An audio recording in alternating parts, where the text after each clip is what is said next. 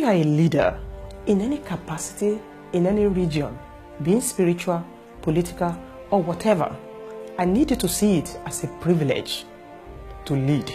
A privilege given to you by God Himself. God is so much interested in who leads the souls He created. So He specifically selects them and put them there. At times, somebody may manipulate himself into a particular leadership position, yet if God does not approve it, he or she will never be there. No wonder the Bible says God ruled in the affairs of man, and He giveth the leadership to whosoever He wishes. Imagine that He picked up Nebuchadnezzar, the same king you see as a heathen king. The Lord picked him up, He called him His servant, He ordained him, He commanded His own kings, the Israelites. He said, go and be under him. God chose him. If God has chosen you to be a leader, a political leader, a spiritual leader, a leader in any capacity, He's interested in what you do with that position. And listen to me very carefully. A single mistake you make to mislead anyone by the virtue of your position, even nobody has the right to question you, you will be answerable to God. And listen to me very carefully.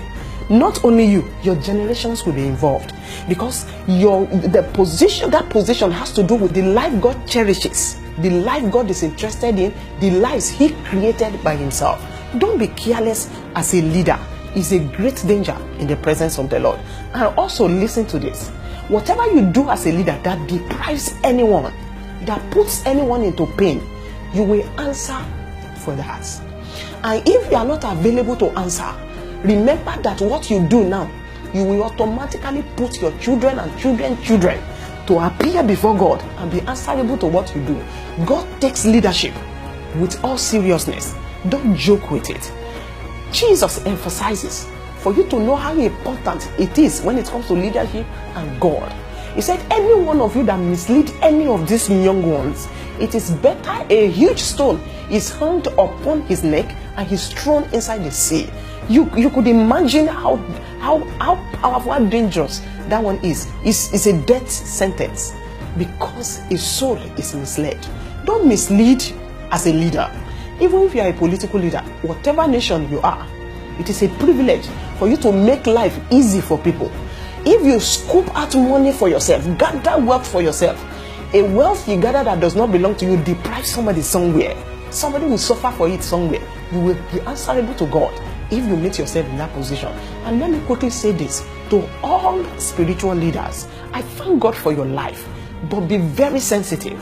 Anyone that is led under your leadership, forget about it. Everyone may applaud you to be anointed.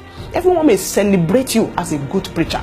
But before God Himself, if you mislead anyone, that single soul you mislead can disqualify you for life, no matter what you have done for years.